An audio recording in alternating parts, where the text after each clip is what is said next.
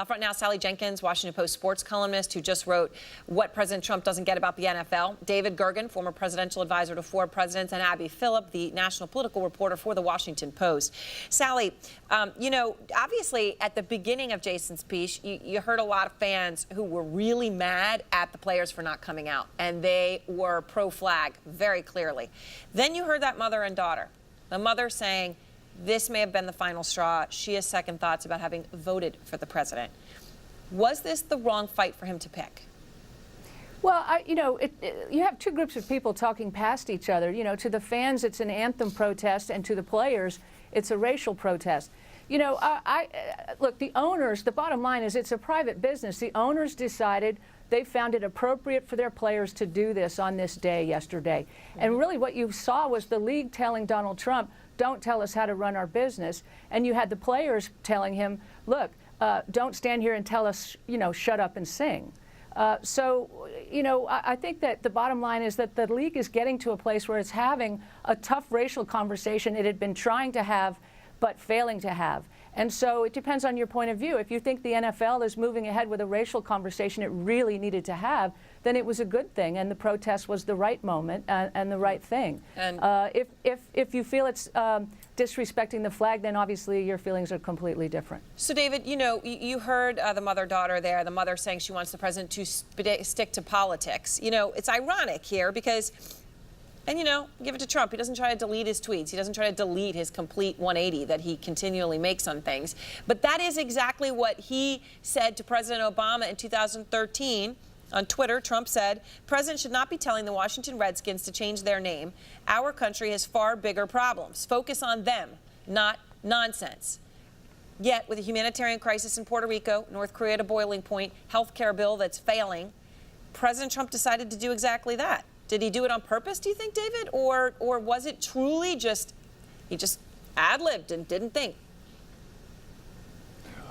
Well, if he'd only done it once on Friday night and then moved away from it, I think we might have said it was accidental. But the fact that he sent out repeated tweets and he's been on this issue now since Friday night, it makes it very clear that it was deliberate. I think for a lot of Americans, yes, there is a question about respecting the national anthem and the country, but there's also a question about showing respect for the presidency. And the president, he got it right the first time. This is no place for a president to be in the middle of this fight, especially when issues that should be front and center for the president are going unaddressed. His health care reform bill is going down tonight after Susan Collins came out against it today. You've got the situation in Puerto Rico where the government has been, it seems so quiet when there's an urgent issue.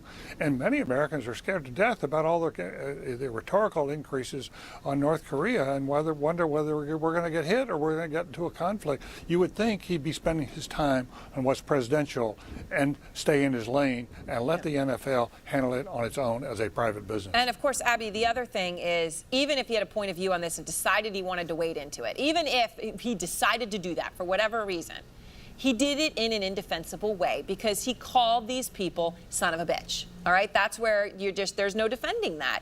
And Abby, it's not just NFL players, right, that he has come out and said things about like this. Here he is. They're bringing drugs. They're bringing crime.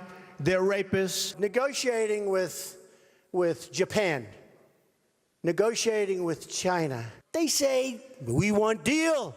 I think Islam hates us. The Pope said something to the effect that maybe Donald Trump isn't Christian. For a religious leader to question a person's faith is disgraceful. Now, Abby, not all those are the same to everybody, but they are divisive. Yeah, I mean, the counterpuncher in chief. I mean, that's what Donald Trump has been doing from the very beginning. I do think the language here that he uses really one of the main reasons why this has become so explosive. Trump has talked about this issue before. He's called out Colin Kaepernick specifically before, blamed him for low NFL ratings in the campaign. But the use of that language is what kind of hit people really hard, and it's something that I think you heard earlier today, LeBron James talking about just kind of hearing that from the commander-in-chief, and Trump not being, in his mind, a kind of role model that we typically expect presidents to be, that's one of the main reasons why this has become so controversial. I would argue that it's very different. When Trump did things like this in the campaign, it was, yes, shocking. It was, a lot of people were upset about it. It was disappointing to some people. But now as president, when he does this kind of thing, it takes on a whole new meaning. I think that that's one of the main reasons it's provoked an almost universal a kind of solidarity among people within the NFL, that it's not acceptable in their view that the president behave this way, that he say things like this. I think he probably might have been able to get away with criticizing kneeling for the national anthem in that rally if he had not done it this way. He's done it before. He's talked about this issue before. The way that he did it is one of the main reasons it's become such a lightning rod. David, what about the point, though, that David Urban was just raising, right? Alejandro Villanueva, who says he didn't mean to walk out. He wasn't trying to make a statement. He got separated from his teammates. He's upset about how this is all played out. However, here's how it's played out. He's the #1 selling jersey, right? There are clearly people who really, really, really agree with the president. And David, the question is that going to end up being how this story ends, that he is right in reading the national mood? I don't think so. It may well be that some of the clubs will decide they've made the point. Some of the players will decide we've made the point.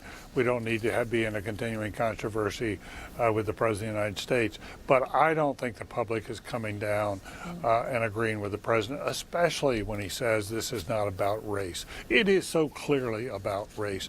When he uses the language he did about the white supremacists who marched in Charlottesville and said there are fine people among them, and when it turns out to be black players who are bending a knee leading this protest, and he starts calling them SOBs.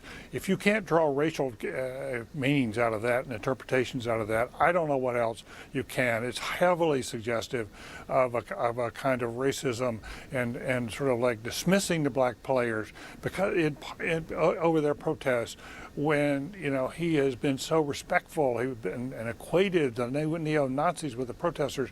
That's racial. It inflames the racial tensions in this country. It puts the president on the wrong side of history and on the wrong side of what's basically a moral issue. All right, thank you all very much. And next.